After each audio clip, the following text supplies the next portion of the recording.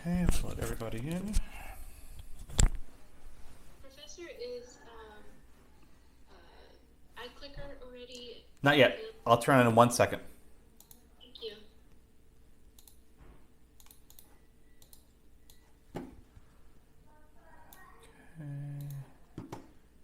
All right. iClicker will be on in 20 seconds. It's taking a bit to load today.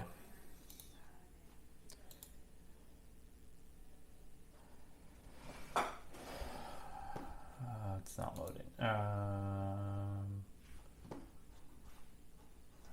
There it goes.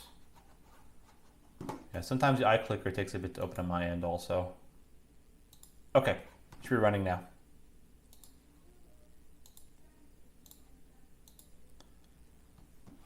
All right. One more minute, let everyone else come in.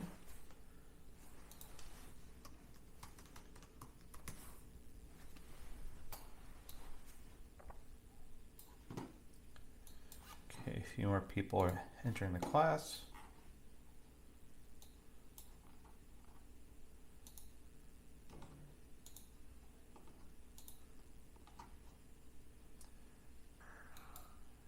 Okay.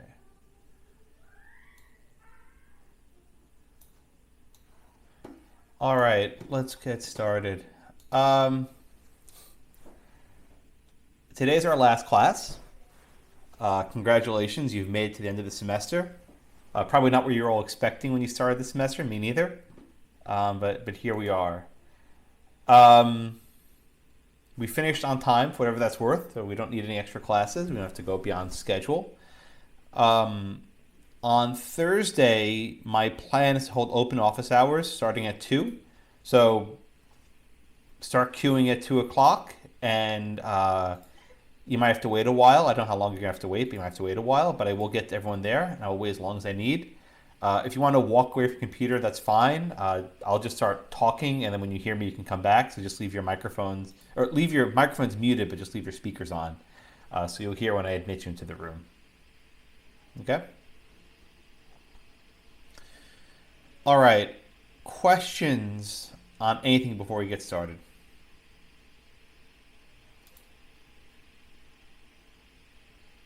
All right.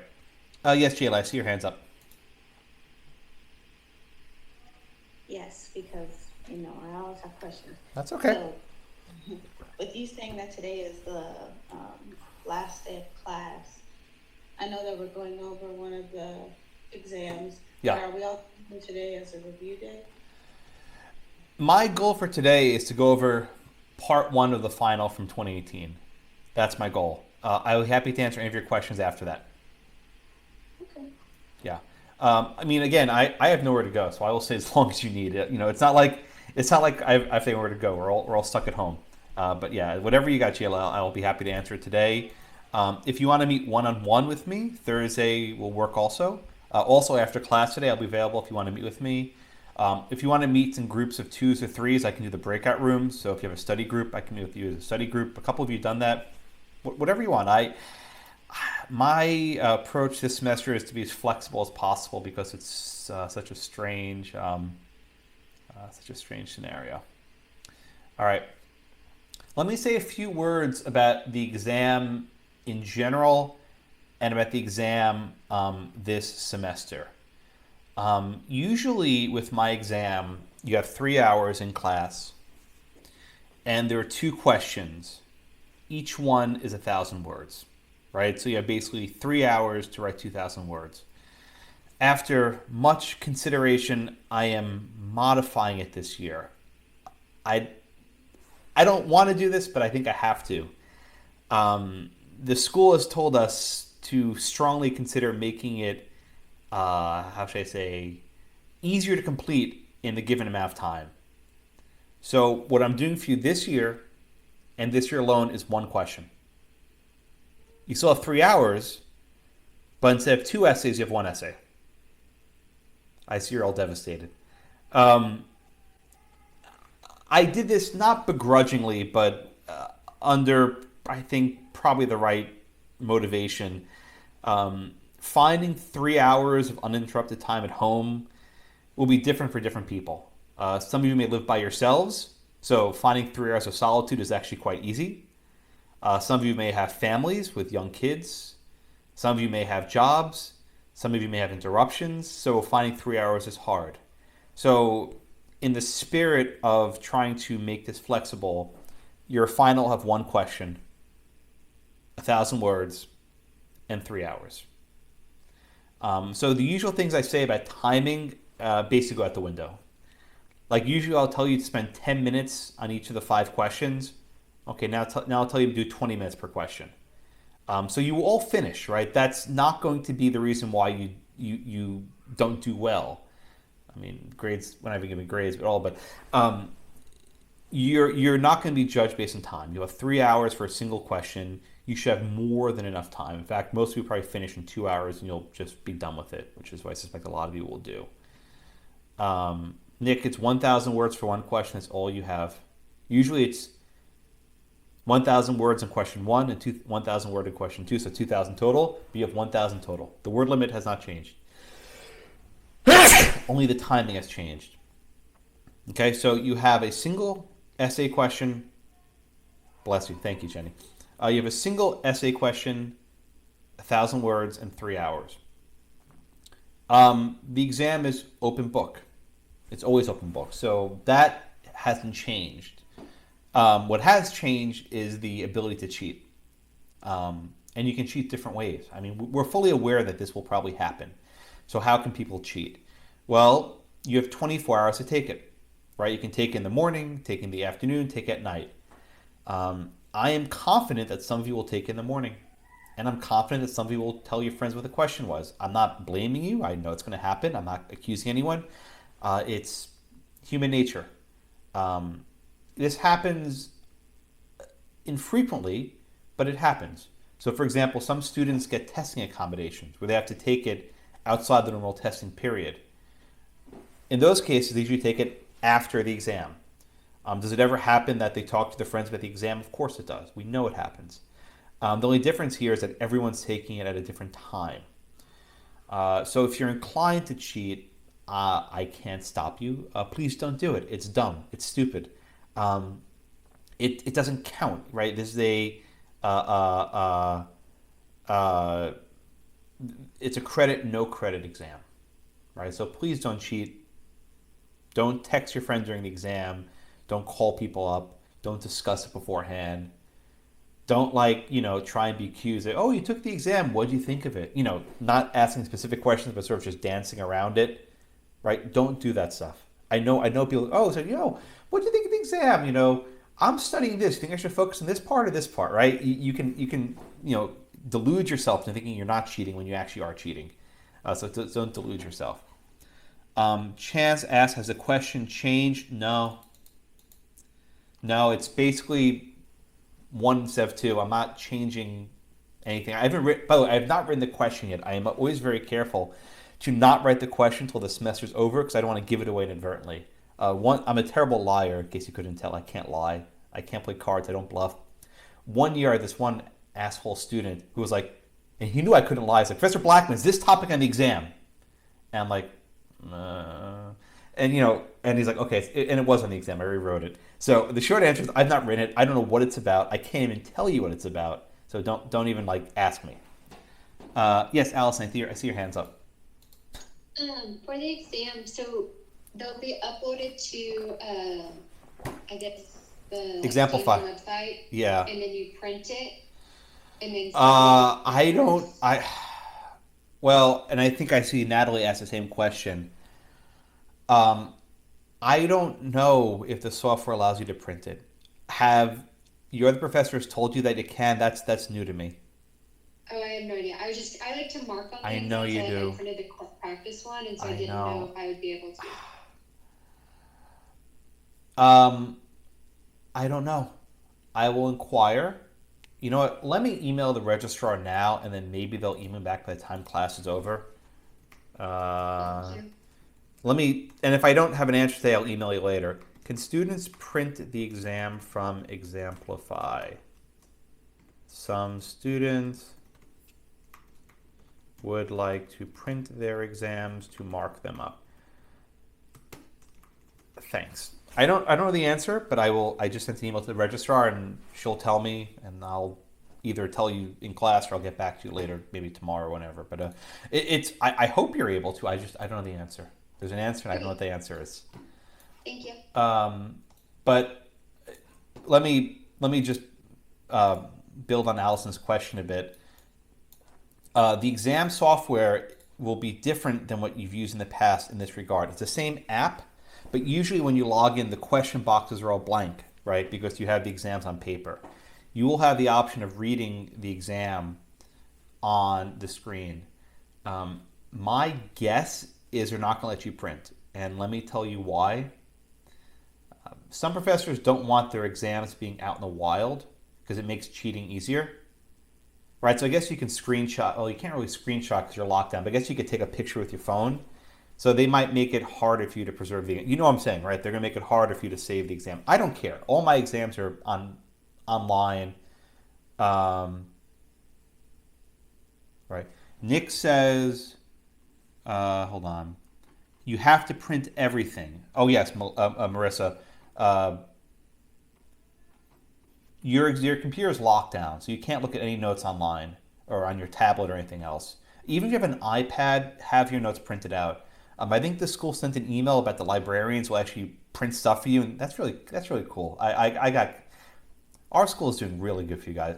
Other schools are not doing this sort of thing. This is really nice.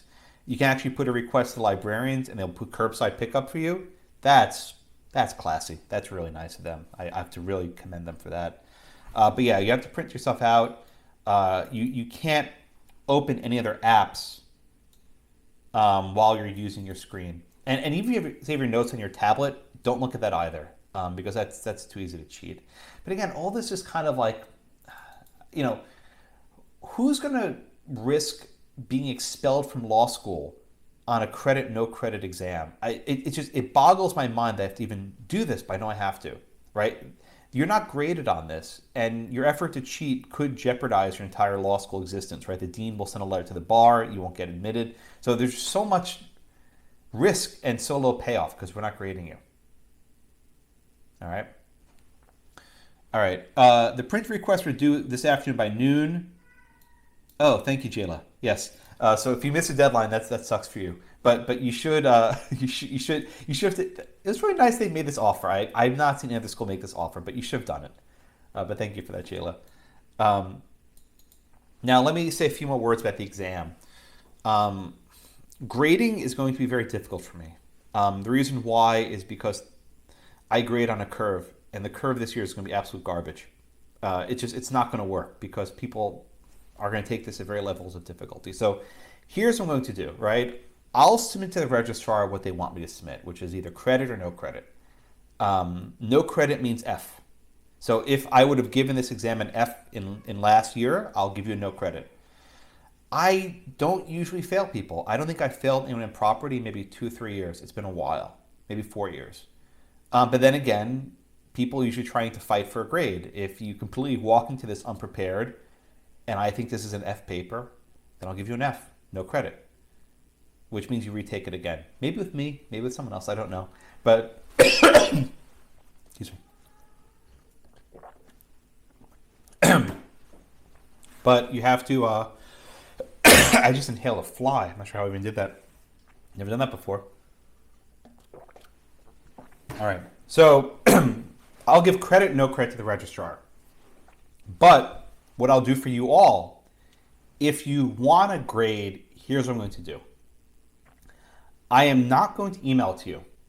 And the reason why is one of the concerns of the faculty is creating what's called shadow grades, where even if we don't officially give out grades, if we privately tell a student what the grade is, then students can use that with employers, judges, internships, and oh, well, Professor Blackman told me I got an A in my exam, right?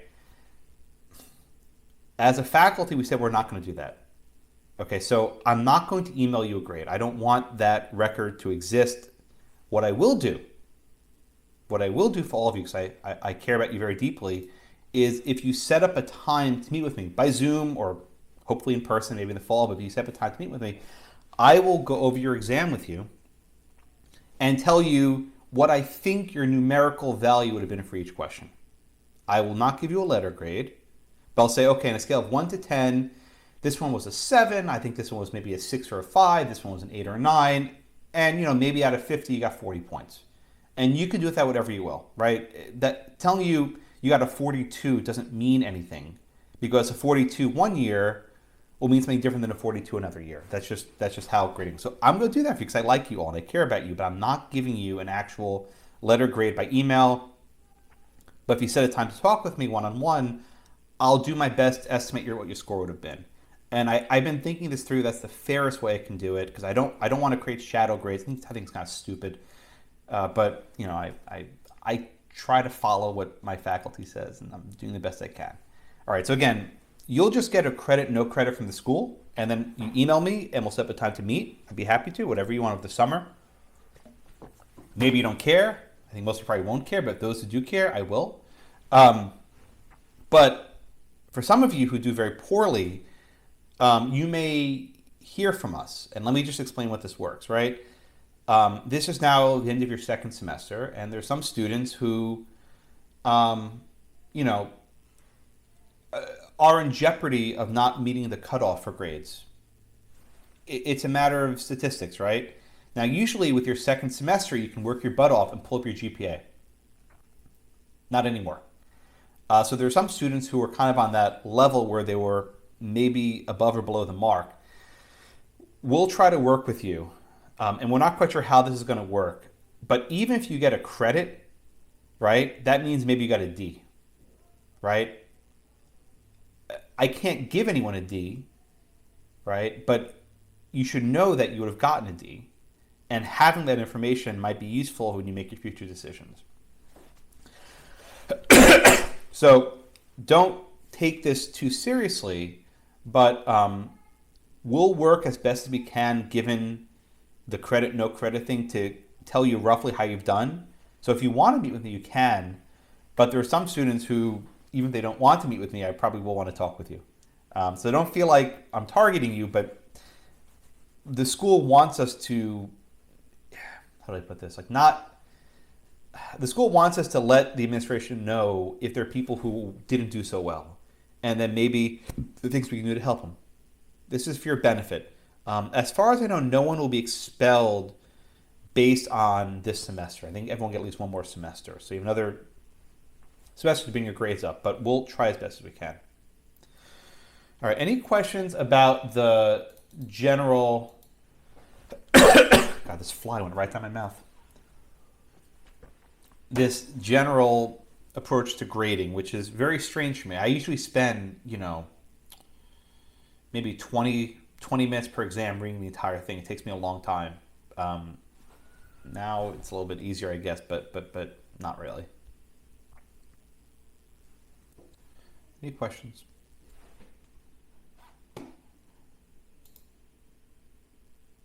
Yes, Ajayla, go ahead. Yes, okay. So my next question is to the point that you just made about the amount of time that's reviewing each exam. Yeah. I know that other professors have kind of said that they're not reading the exams as thoroughly as they would in the past. They're kind of just looking for certain keywords or highlights or whatever in order to give the credit, no credit. Is that the same way you're approaching it, or it's... Yeah. And let me explain. Thank you, Jayla, for the question. If you want me to carefully review your exam, we'll do that during the Zoom sessions, right? I can't justify creating a numerical value for students who don't care. It's a lot of time, and I don't want to make this selfish, but I usually spend almost 80 hours grading a class. It takes you guys got like 80 students. It takes an insane amount of time to grade a full exam. It's just hours and just go on and on. If you want me to, I'll grade it for you on the spot, and I'll tell you what you would have gotten. But I am more looking to see are the people who are at that level of no credit or at that D cutoff where they barely passed, and those are the people I want to flag. But I'm not going to do a detailed numerical breakdown for 2 questions, or for grading takes a long time. It takes me about 3-4 weeks to grade all my classes. It's a lot of effort. It's a lot of effort. Because I do it carefully. It's all essays. I don't do multiple choice. There's no Scantron. I don't have that. But I will do it if you want it. And that's what I'll give the benefit for students who actually want to review it. Like some of you have actually given me old midterms you've taken, and I've said, well, I think you got a 7 on this one, and a 6 on this one, and an 8 on that one. I said, well, this is about 35. And I've given you approximate scores, and that is useful. Okay. Other questions?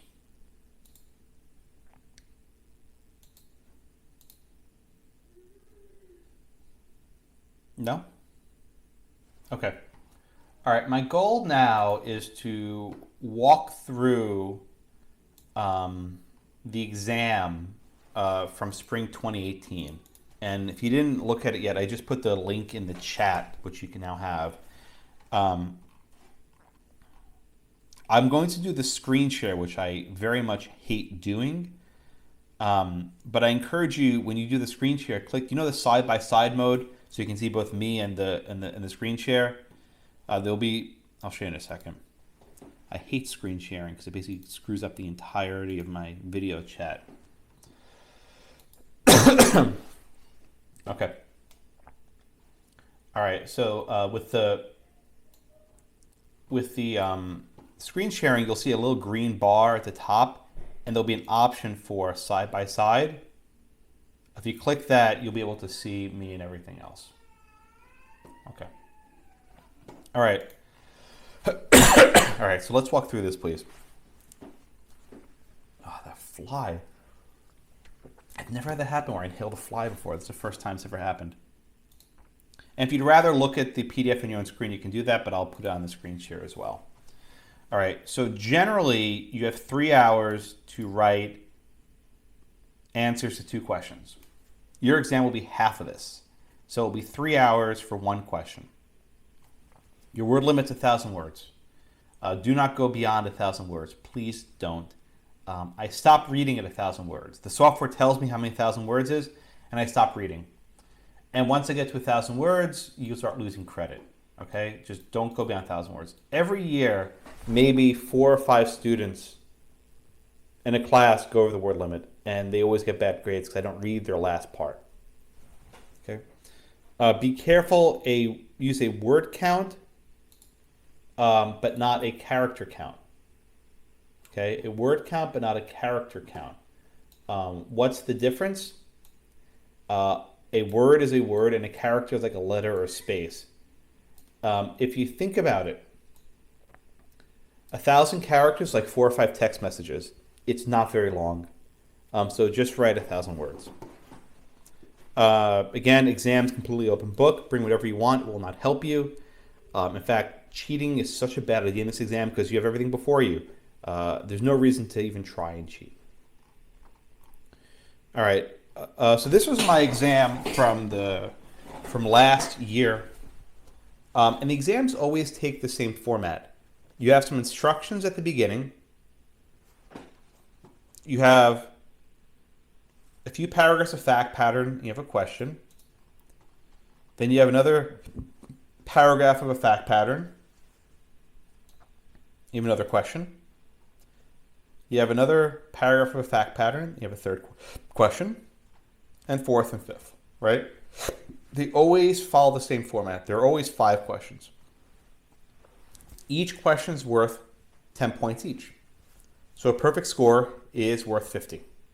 I've never given a perfect score before. I think my strongest ever was like a 45 or 46 at 50. I've never had a perfect score. Why is that important? You can do a okay job and still pull a good grade. You don't need to be perfect because no one's perfect.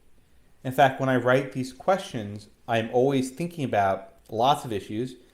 And let's say, that there are 4 or 5 issues in my mind, right? The A+ student might get 3 of them, and the A student might get 2 of them, and the B student gets 1 of them, right? So you don't need to have a perfect score to ace my exam. It's just not necessary.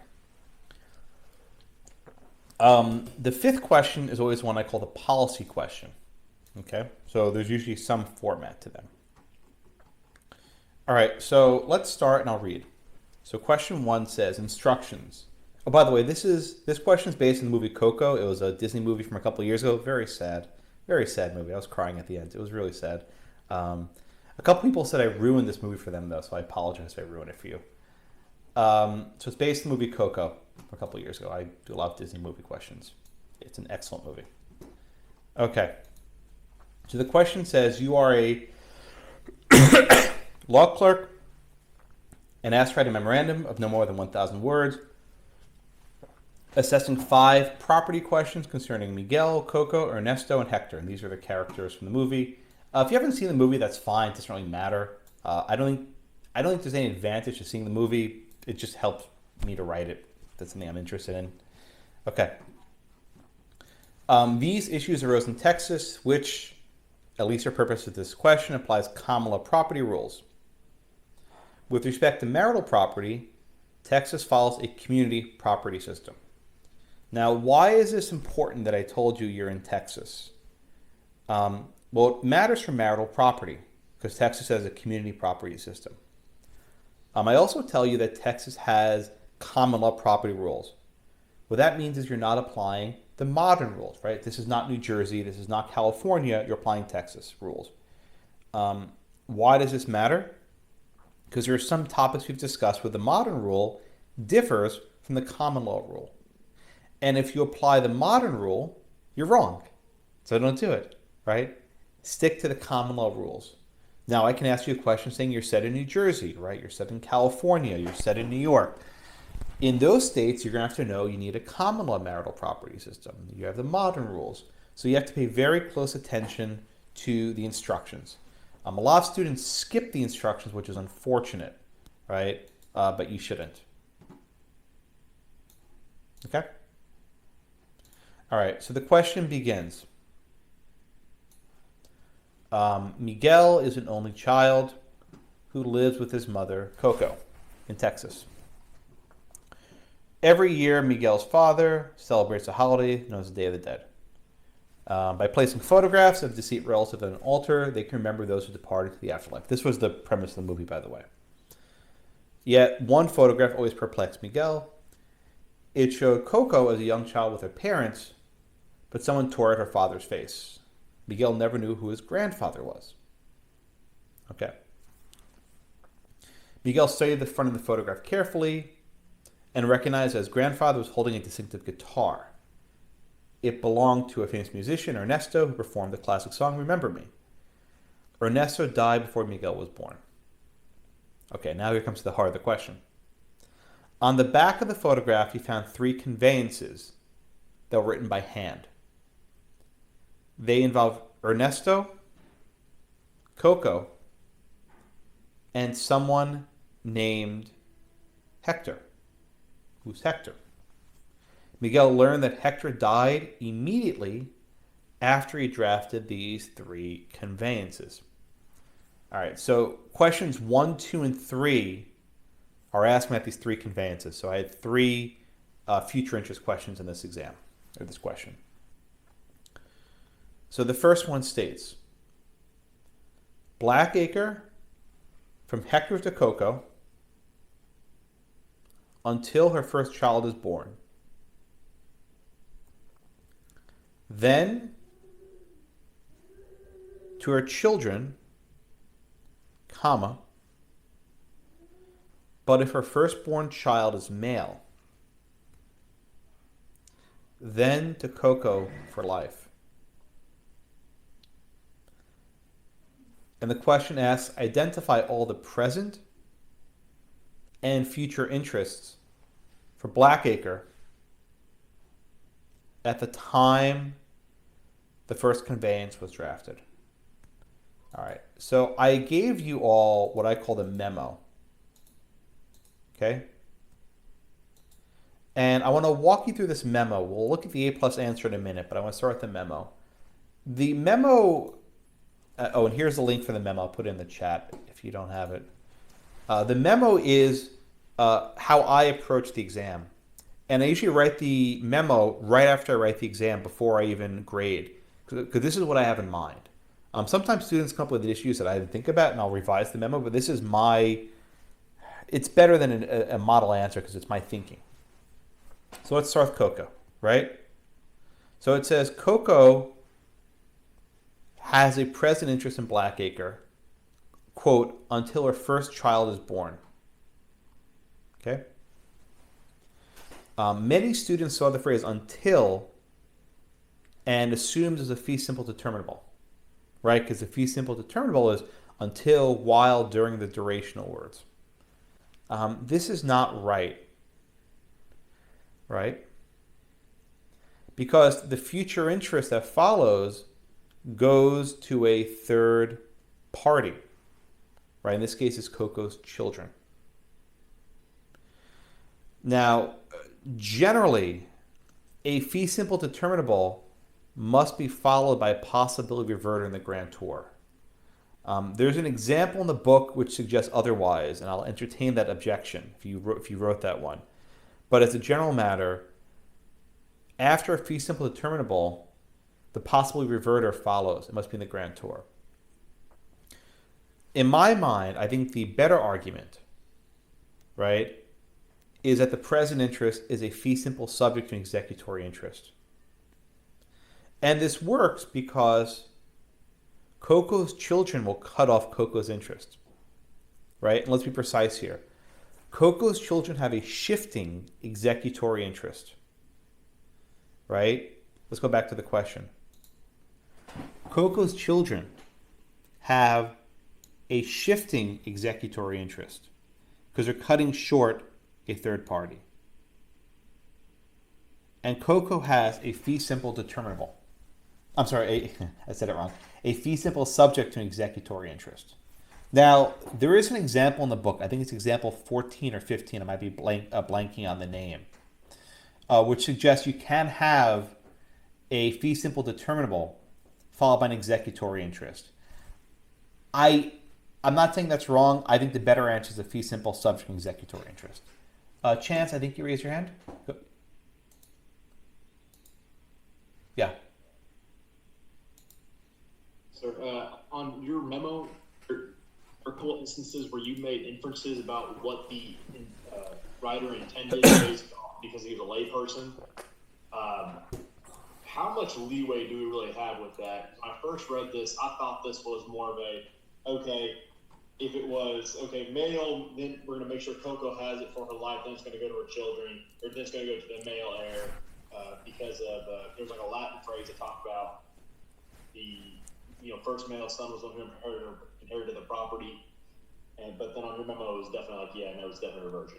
So I guess, do you have any methods that you want us to use in determining how much leeway we have in inferring stuff?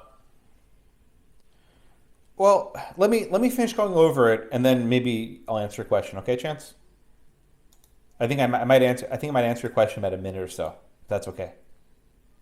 Okay, very good. Thanks, Chance. All right, I will go back to the screen share. All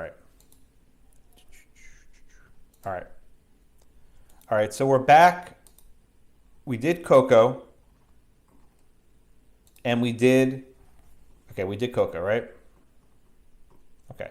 So Coco's children have a shifting executory interest, and Coco has a fee simple subject to the children's shifting executory interest. I think that's right. Okay. Now we ask, what about Coco's children, right? A lot of students said they have a remainder. I don't think that's right, because in this case, the children's interest does not follow a life estate or an estate that ends automatically.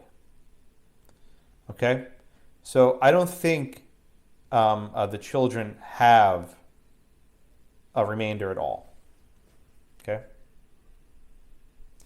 but then we go back to the question, and the question says, then to her children, but if her firstborn child is male, excuse me, then to Coco for life. Right, so just logistically what's going on. Coco has it until her first child is born. And then her kids get it. Right? But what happens if the firstborn child is a male? then the kids don't get it. Coco has a life estate. But if the firstborn child is female, right, then the children keep it. So let's walk through this one step at a time. Coco's children will only keep it if the firstborn child is female. So stating it differently, if Coco's firstborn child is female, those children will then own Blackacre and fee simple. But if the firstborn child is male, and the interest is cut short altogether, Coco's a life estate. So this is where it gets complicated. Coco's children have a shifting executory interest, right? But their shifting executory interest can be cut short.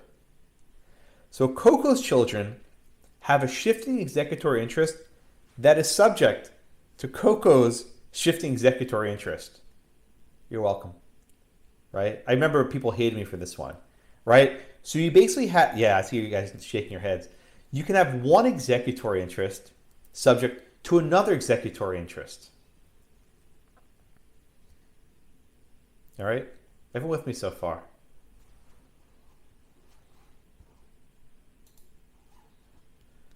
All right. Everyone, any questions for it? Yes, Dylan. Let me call on you and kill the screen share. Let's go ahead, Dylan. And I think Allison also. When I read that, I wasn't understanding how she would have a shifting executory interest. Because whose interest would she be cutting short? Her kids. But how would she be cutting her? Because if the firstborn is a male, she cuts short the kid's interest.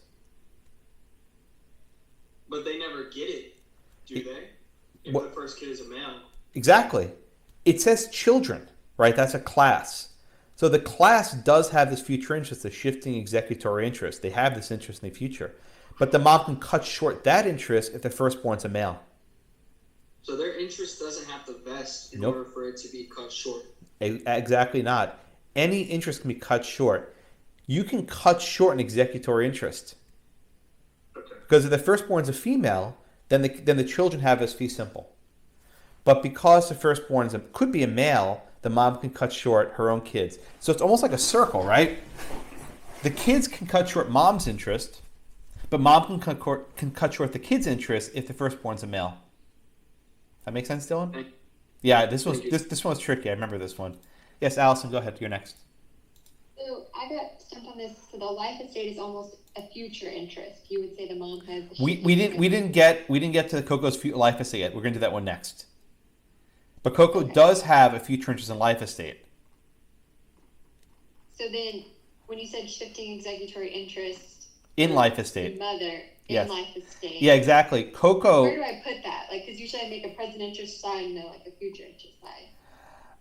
If you look at how I did it in the memo, I would probably do it in a similar fashion. You first do the present interest for Coco, then you do the interest for the children, but then you have to do how the mother again can cut short the children's interest. It's almost like a loop, right? Where Coco has her present interest, and she also has her future interest. And I think you should probably list it one at a time. Don't try and do all of Coco's at once.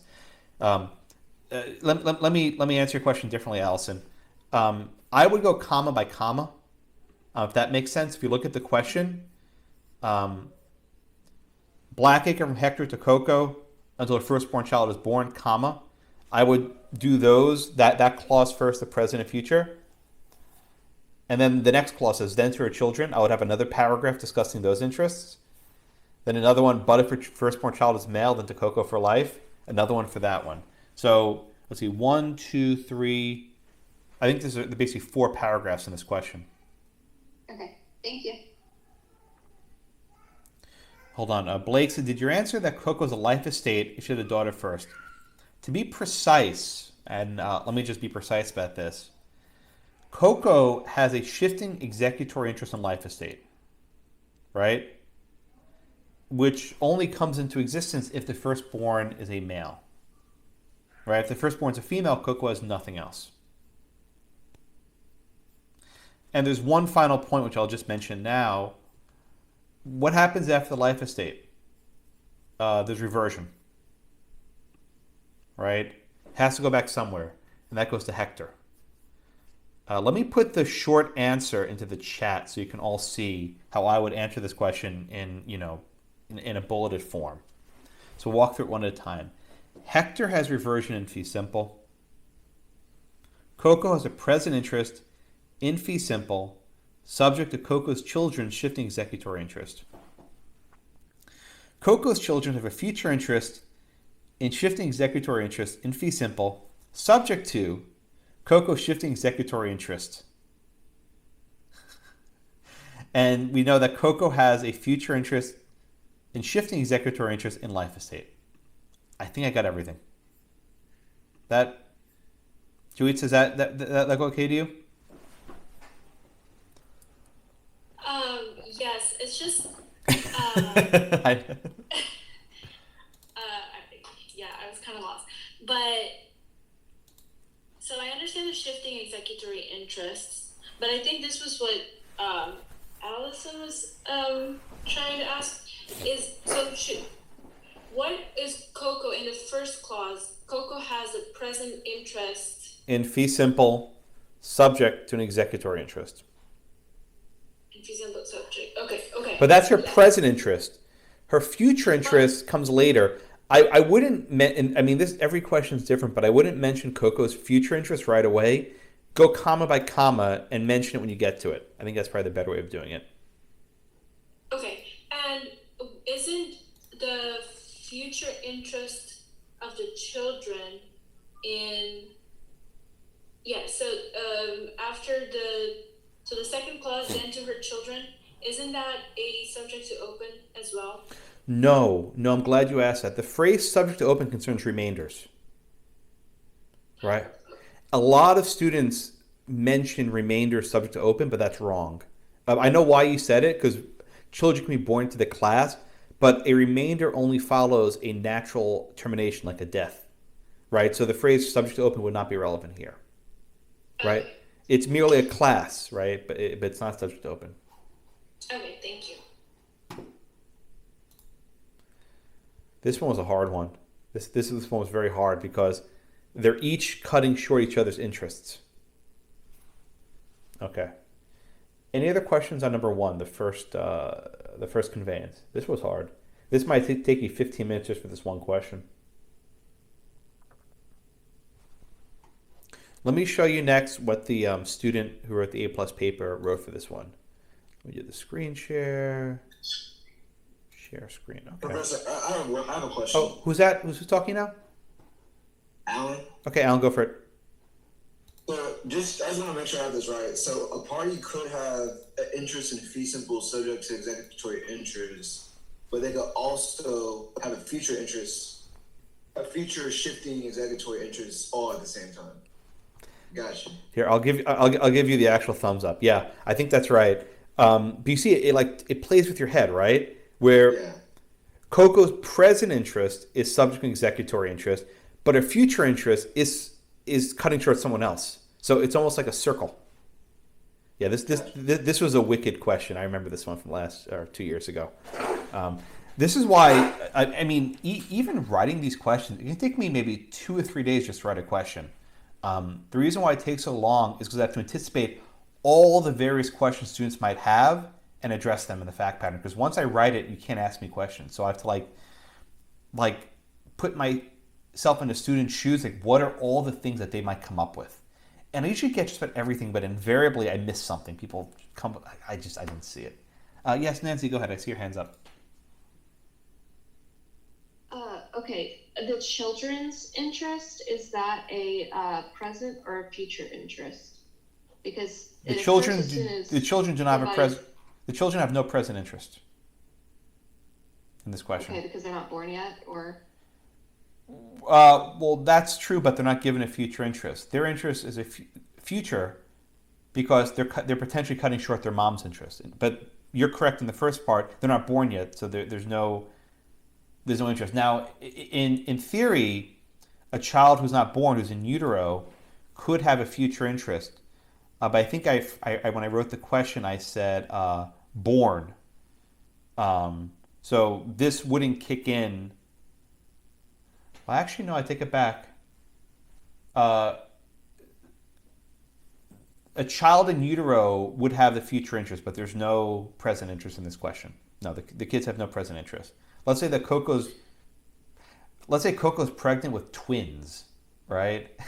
And the boy comes out first, and the girl comes out second, and the girl comes out first. So you can get really messy with this fact pattern.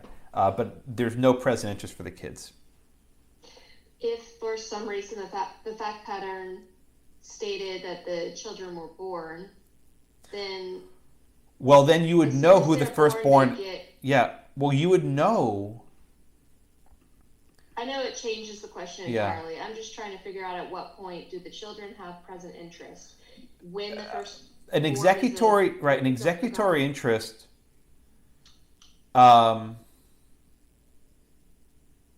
Would be a future interest in almost every case. Yeah, so I think it would matter. Any type of executory interest is future. That answer your question? I need to study more. No, you don't. I think you're asking me a question. I'll answer my question after I finish. No, I think the short answer is an executory interest will always be considered a future interest.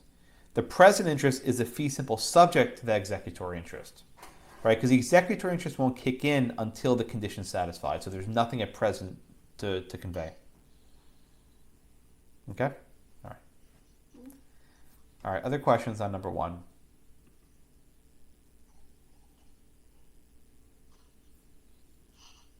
Let's take a look at the A+ paper. Let's see what this person wrote. And I have no idea who it was. I don't remember, so don't try and ask. I have no clue who wrote this paper.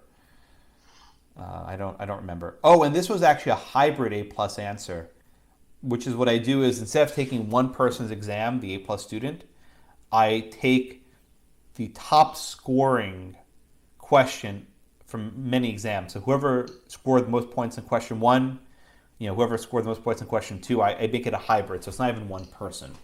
People don't like this because it goes over the word limit because people allocate the words differently, but I think it's helpful on the aggregate. All right, so this person wrote, C has a present interest in fee simple, subject to shifting executory interest. That's good.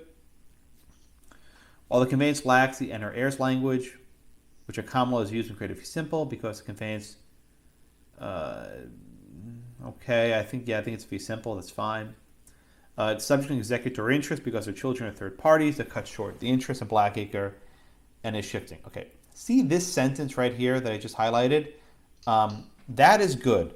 I don't want you just to give me the answer. I want you to explain why. Put the word because somewhere in your answer.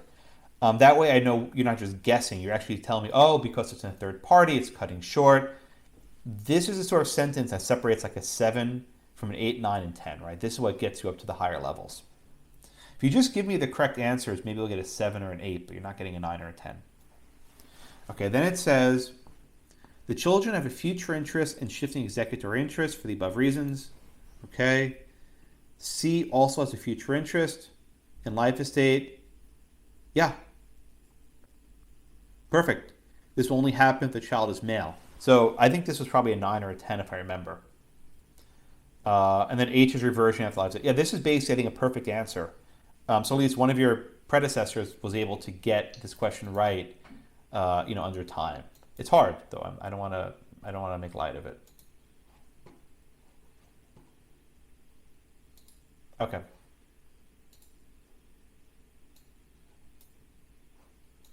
All right, questions. Question number 1.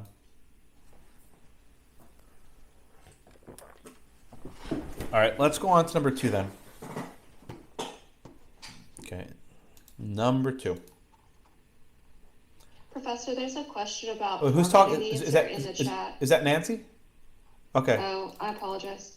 Oh, I'm sorry. There's a question in chat. Oh yeah, I'm sorry. With the screen share, it screws up my display, so I can't see everything easily. Moises asks, would you like for us to answer? Would you like for us to answer in paragraph form? Yes, please. Sentences are good. I like sentences. Bullets are not ideal. Sentences are good. You don't need to do the sort of the memo header. I don't need that stuff. That's whatever. But just sentences are good. Okay. All right. Let's try the screen share. Yeah, this is why I hate screen sharing because it screws up everyone's display. I don't see participants. I don't see the chat. Okay. Let's go to question 2.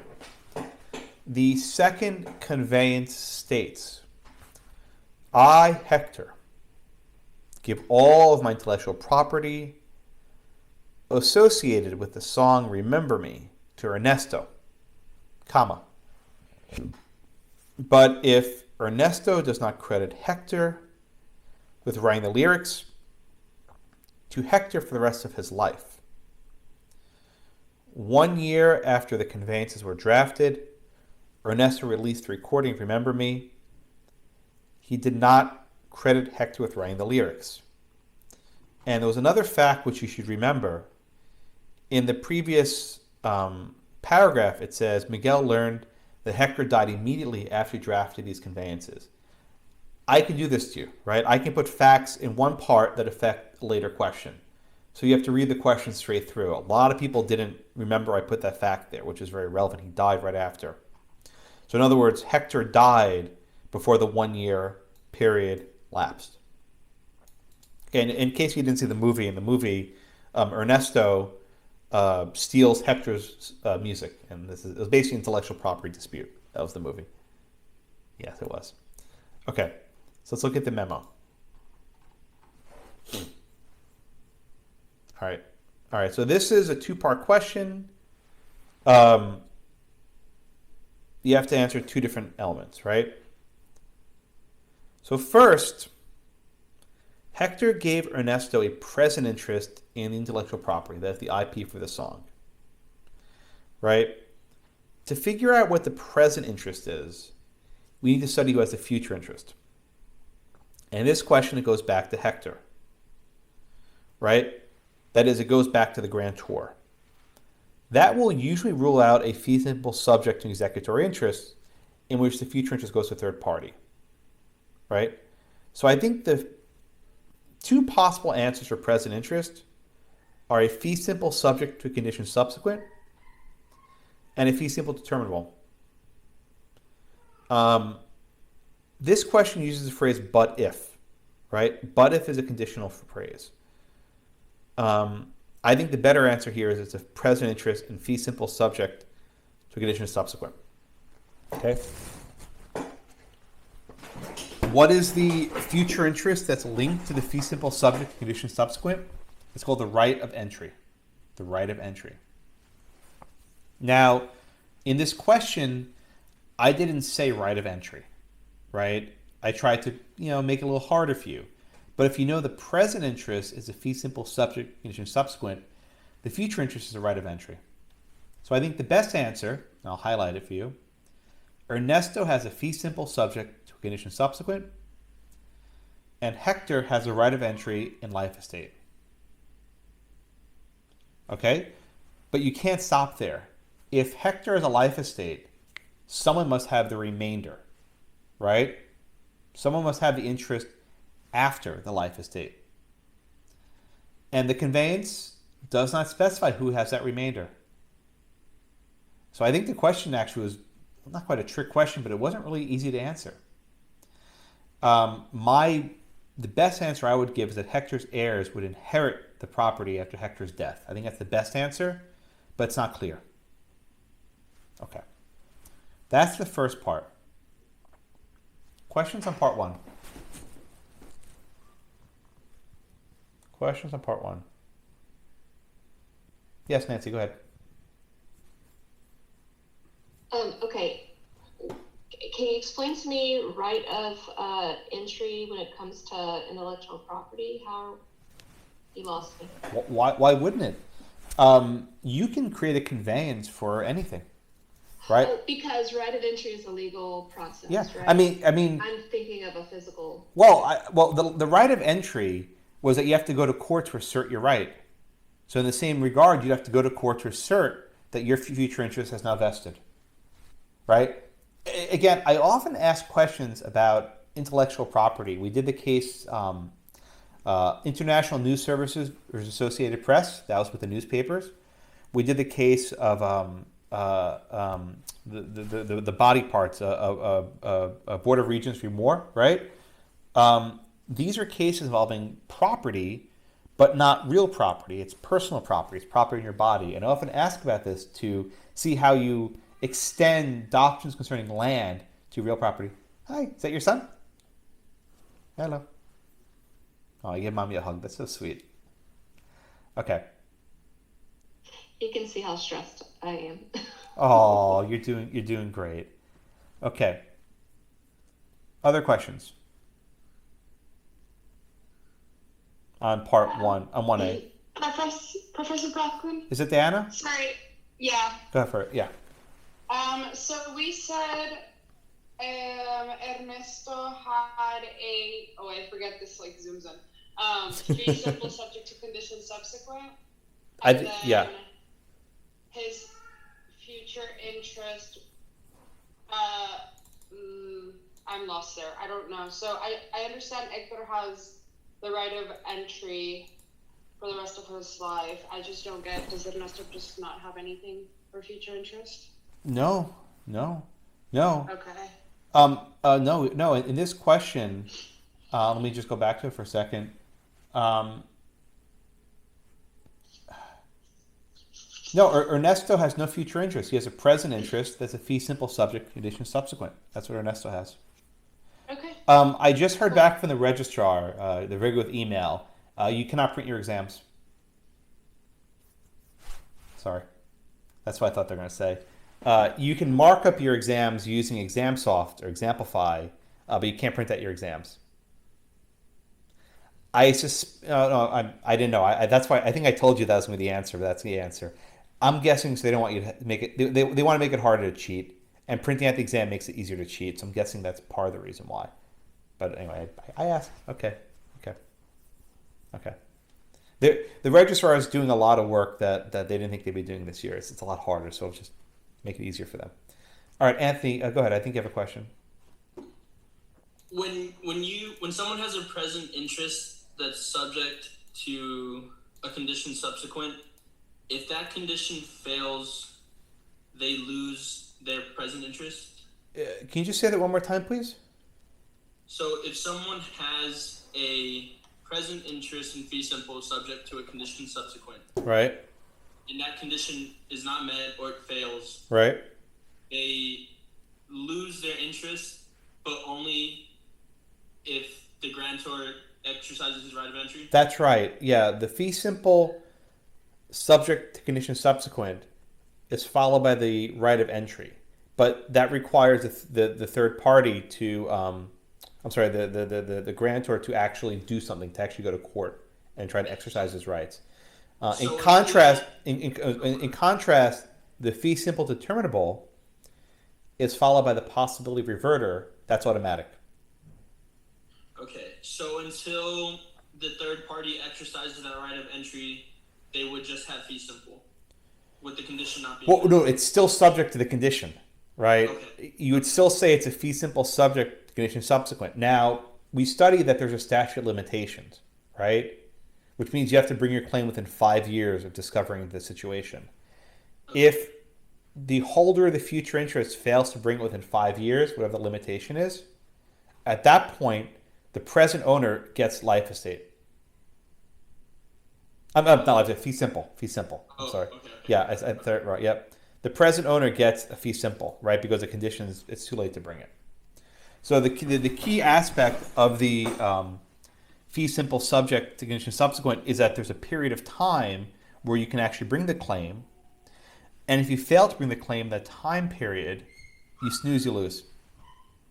So right here, I know you didn't put the 5 years had passed, but if 5 years had passed, I just said 5 years is a number.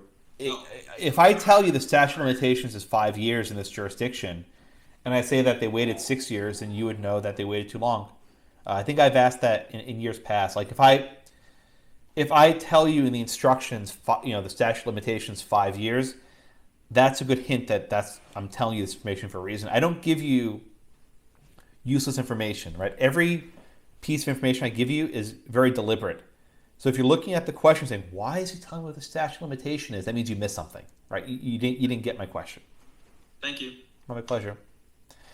Nick asked in the chat, the right of entry is waivable. I wouldn't say waivable. What I would say, if you fail to exercise your right of entry within, say, 5 years, you lose it. So it's like a lot of legal rights. You have 5 years to bring it. If you don't, then that's your problem.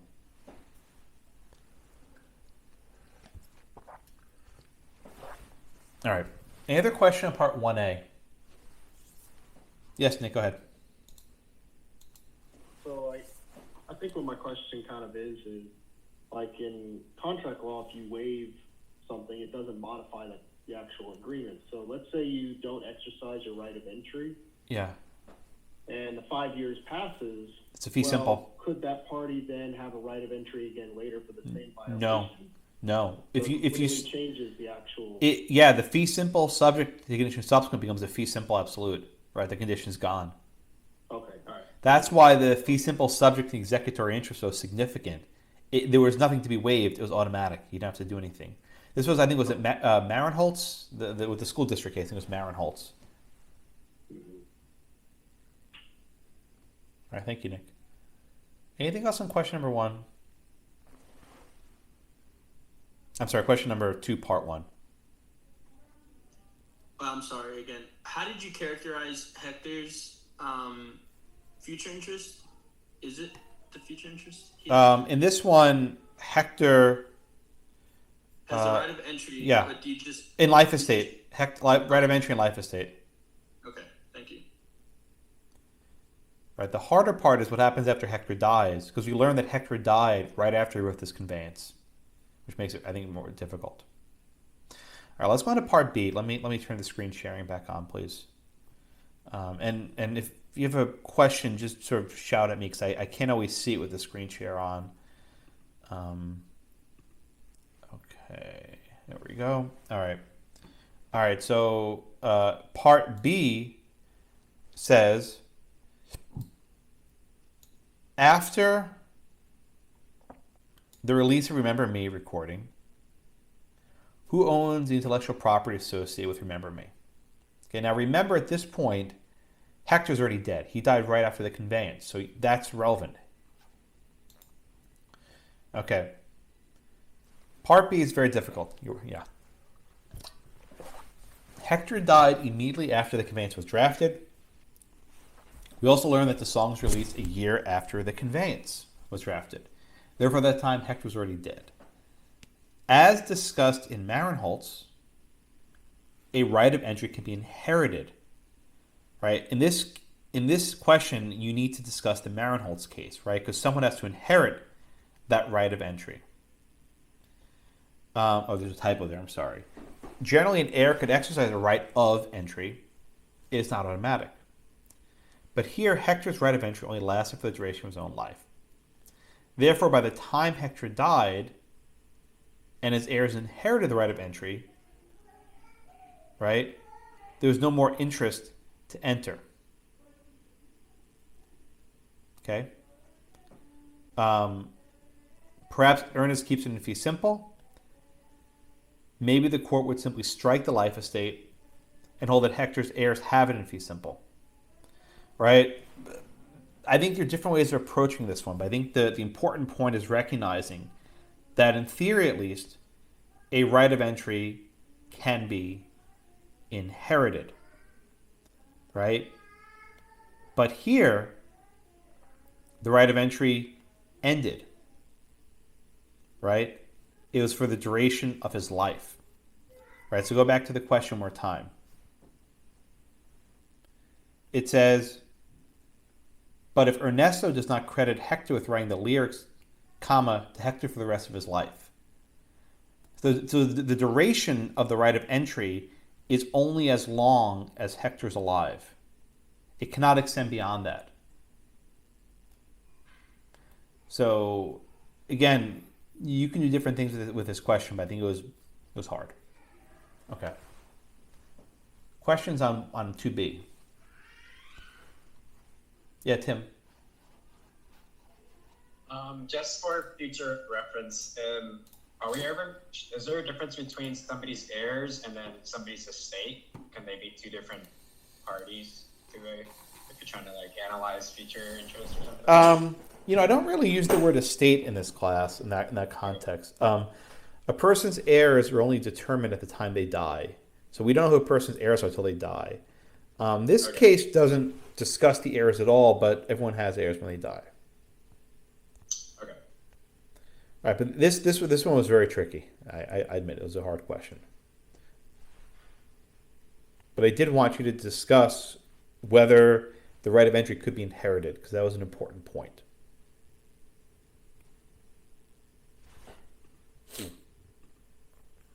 Sorry, Professor Blackman. Yes, go ahead. So I know you said right of entry can be inherited. Do they have to go and, because it's not automatic, do they have to go to a court? Yes, they could, but keep in mind the right of entry was limited to Hector's life. So by the time they inherit it, it's worthless. Right? Okay. Right, so they're basically inheriting... I'm sorry, let me say this differently. The right of entry exists for the duration of Hector's life. So there's really nothing to inherit, right? By the time Hector dies, the interest is dead. So it's a meaningless inheritance. Okay. Make sense? I think. Yeah, thank you. Okay. What are other questions on number 2?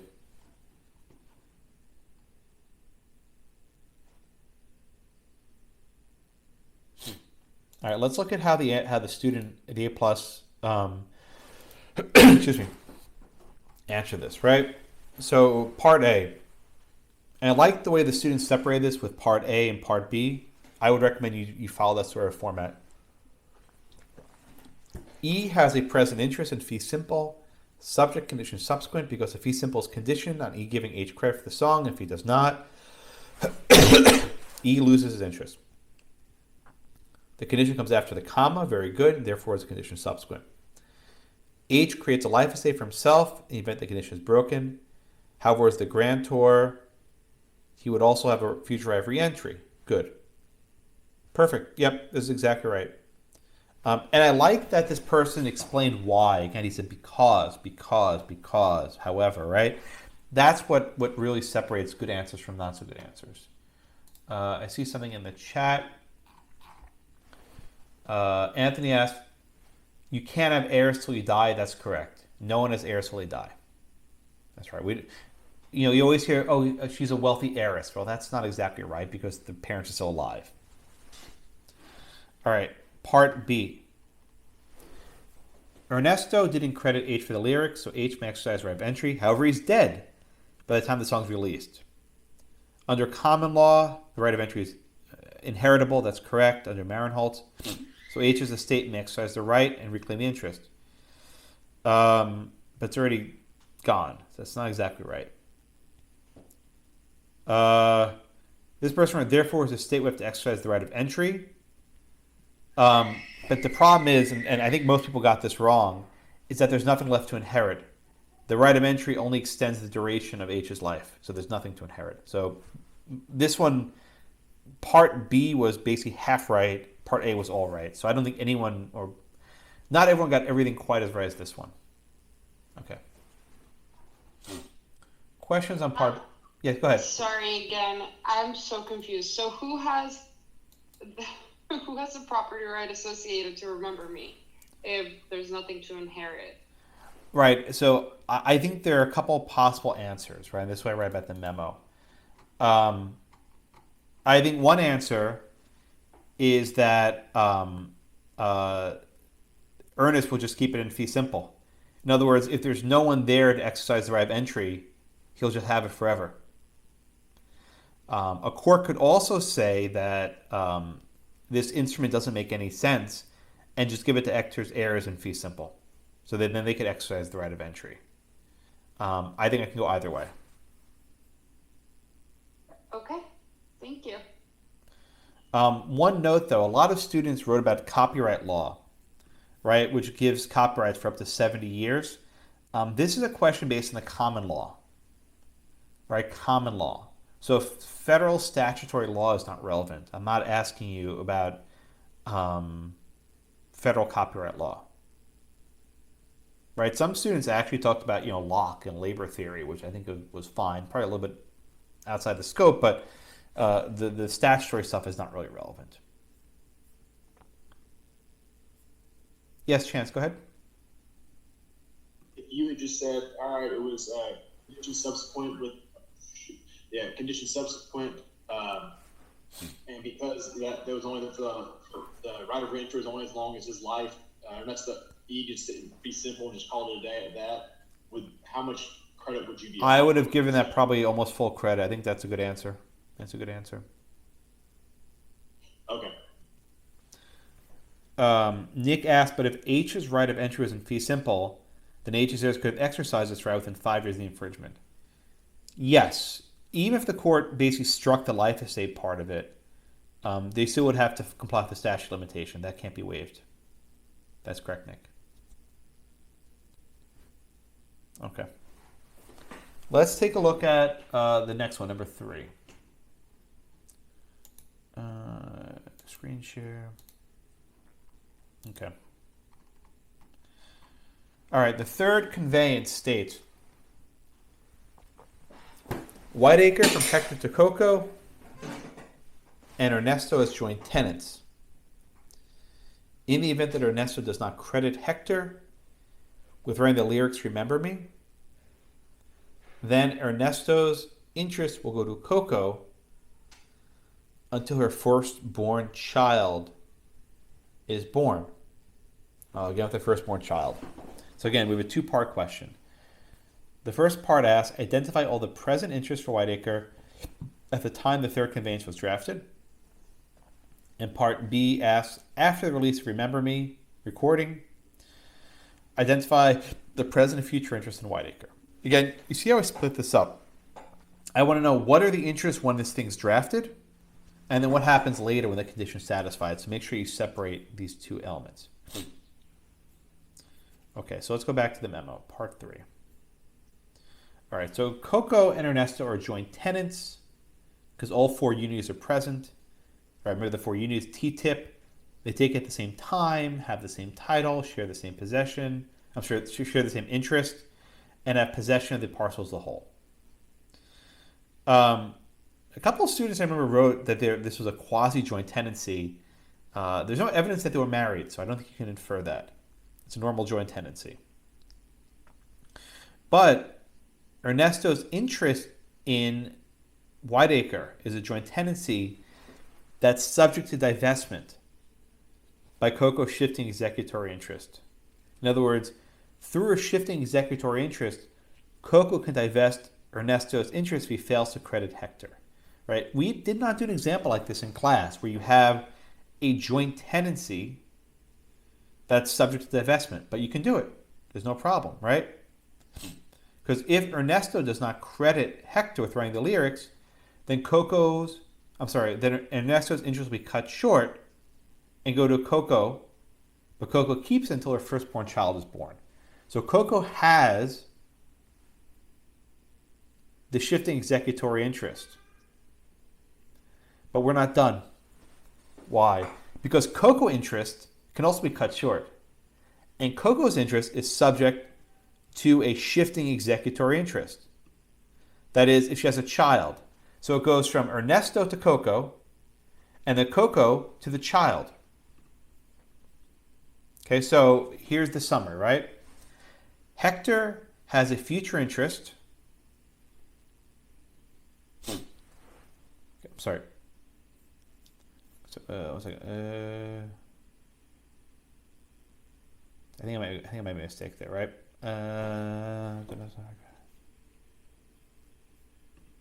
Okay. Oh, right, that's right.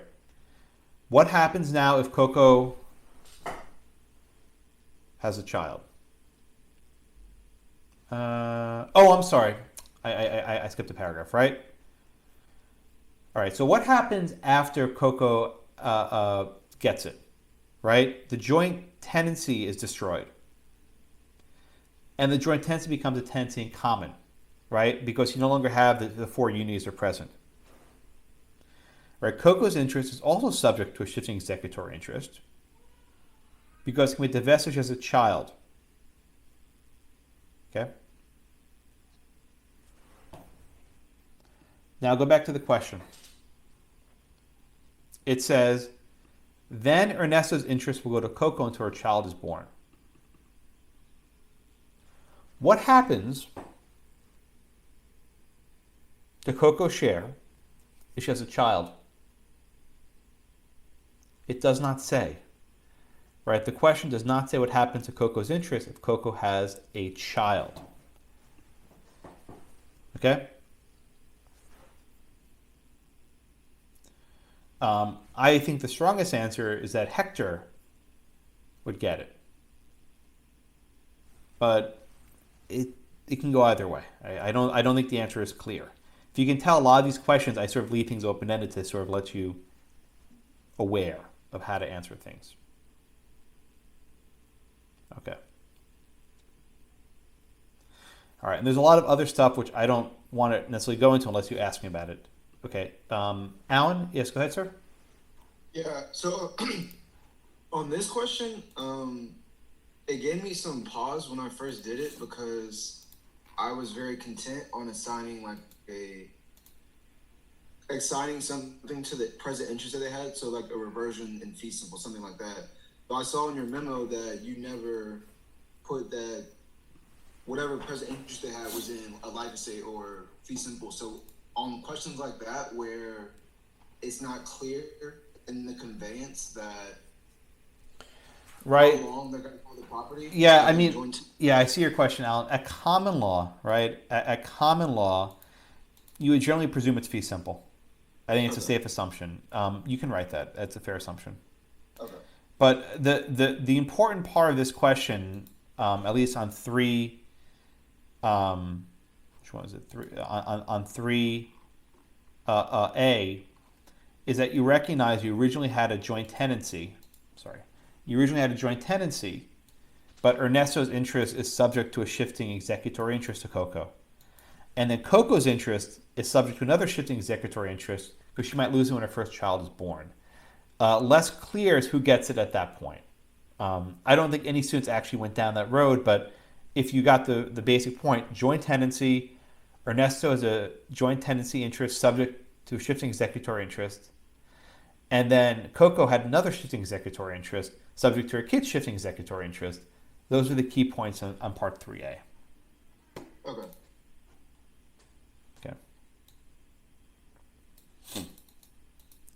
Nick, I'll get you a second, Nancy. Nick asked in the chat, if E sold his interest through a straw man before he released a song, would it cut short the future interest of C in that interest? Okay, so you're asking if Ernesto basically dissolved the joint tenancy, would he kill that interest? I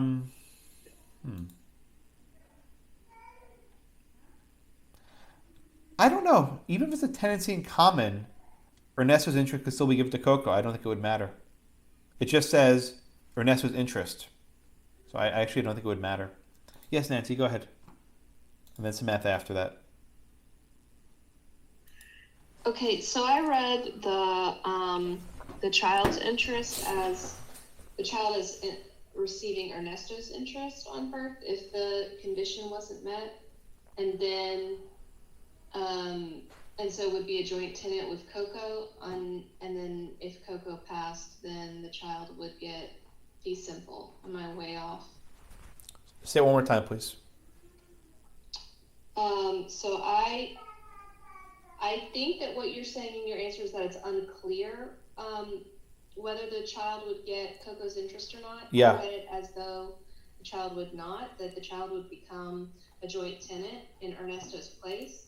And then if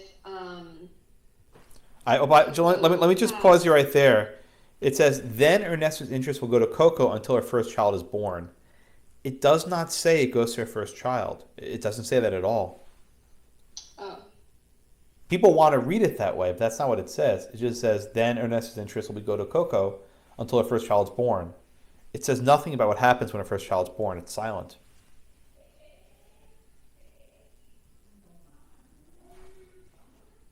Okay. You see that? So what does that mean then? It means I didn't give you enough facts to answer that question. What happens when it goes to the child? You see in this exam, I deliberately omitted facts to let you sort of struggle to get to the right answer. And it's almost a red herring because a lot of people have said, oh, it goes to their kids, and that's not correct. So I think if you'd said it's not clear what happens after Coco dies, that would be a stronger answer. Okay, and then work out what the different possibilities are, or Yeah, just leave it there? those are the 9 and 10 answers, right? Okay. Right, those who actually recognize that I failed to give you necessary facts and try to come up with answers.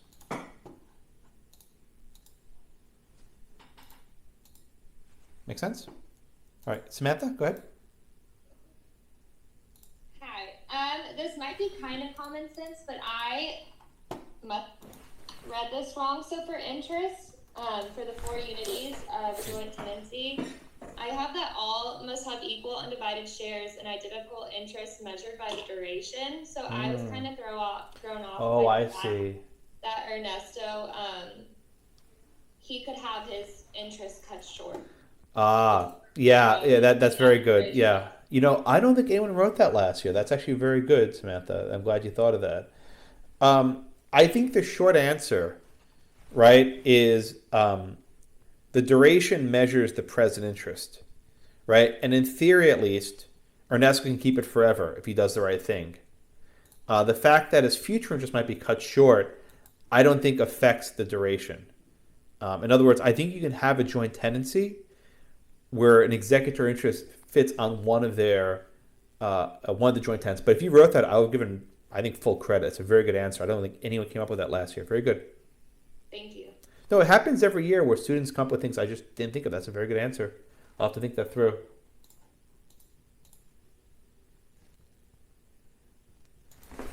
Okay. Okay. What else? Yeah, I think Chance is asking a similar question that Samantha asked a minute ago. They do have undivided interest, but there's just a future interest on one of theirs that can cut it short, possibly. Yeah. I think Chance had the same question. Very good. Yeah, excellent. I don't think anyone wrote that when I did this exam 2 years ago.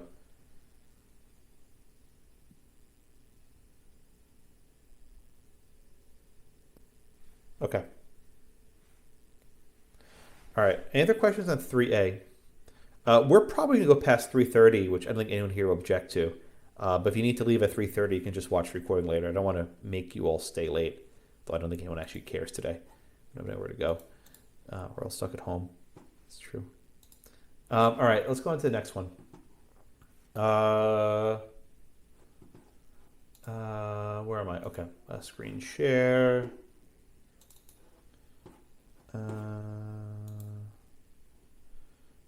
Okay. All right, let's go into 3B. So 3B says, after the release of the Remember Me recording, identify the present and future interests in Whiteacre. All right, let's go to the answer, the memo, I mean. When Ernesto fails to credit Hector, his interest in the joint tenancy goes to Coco until her firstborn child is born. That severs the joint tenancy and transforms into a tenancy in common. At this point, though, Coco is basically a tenant in common with herself. Okay? Why? Hector's dead. Right? Hector's dead. Right? Hector has no interest because he's dead. And Ernesto had the right of survivorship. Right? So basically, Coco gets Ernesto's sole interest in the property. Right? But she does not have fee simple because if she has a child, she loses part of her interest. Okay? If Coco dies without ever having a child, then her heirs will inherit Whiteacre in fee simple. However, once Coco is a child, she will lose the separate interest she received from Ernesto. Okay? However, since Hector's already dead, Coco would now be joint tenants with Hector's heirs. Yeah, this question is a disaster, right? It's just an absolute mess. But the important points I want you to recognize is after Hector's death, Ernesto gained the Whiteacre by the right of survivorship. And then Coco then inherits that interest, but that interest is subject to the executory interest for kids being born. Right? The stuff that comes afterwards of what happens if you dies with a child, that's sort of the considering other possibilities. I'm less concerned about that. But the important points there are the right of survivorship, right?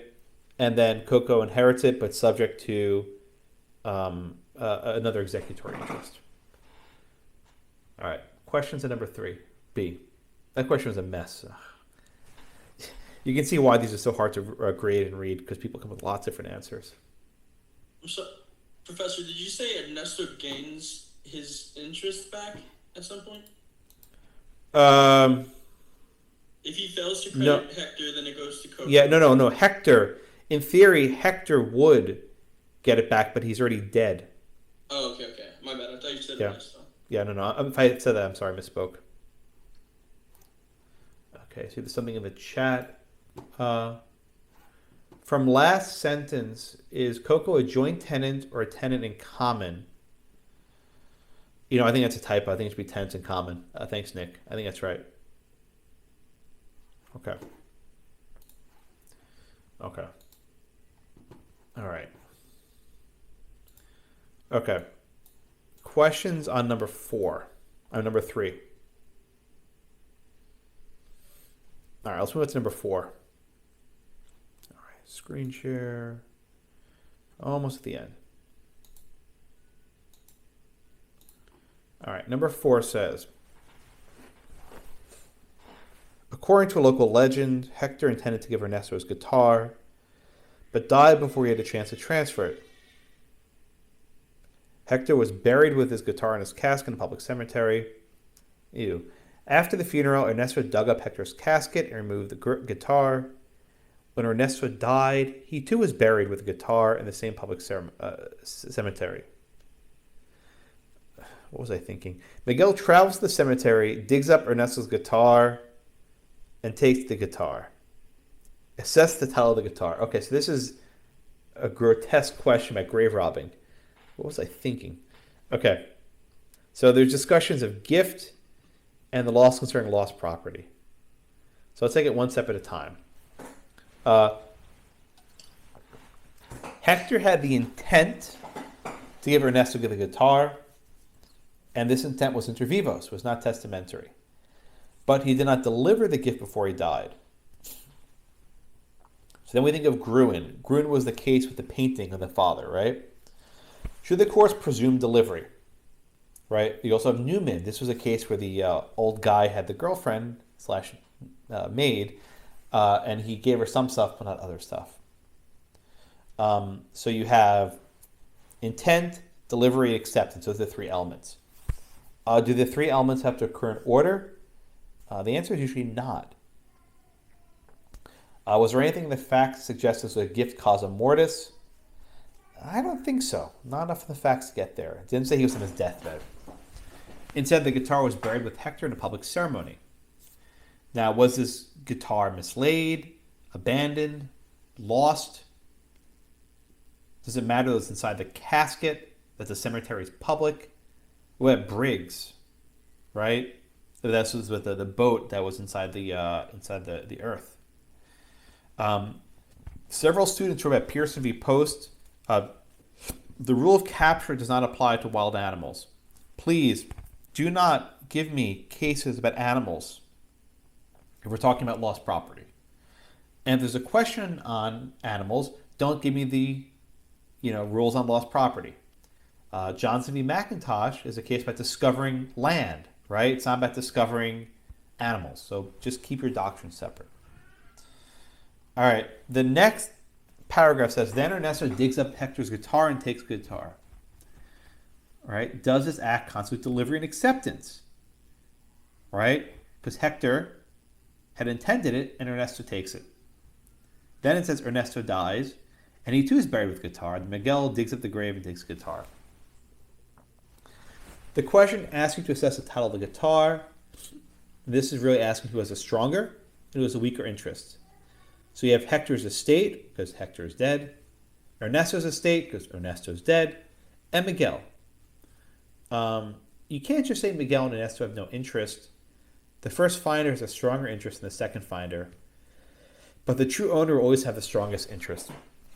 So this is one of these questions where I don't know what the hell the answer is. I don't say that lightly, but I really don't know what the right answer is. But I want you to discuss the different interests and how they walk through it. This is hard. But there are a lot of different cases you can discuss, and I don't think there's any one right answer here. I know people hate that, but I want to see you talk about Briggs. I want to see you talk about Gruen. I want to see you talk about Newman v. Bost, and how the elements of delivery, you don't have to have them in order. Which one's stronger, which one's weaker. The actual ultimate answer is less important than the analysis you give. Juitza, yes. So, is it possible to discuss treasure trover as well? I don't think I mentioned that much. I don't think it's directly relevant. A person being buried with stuff is not really a treasure trove.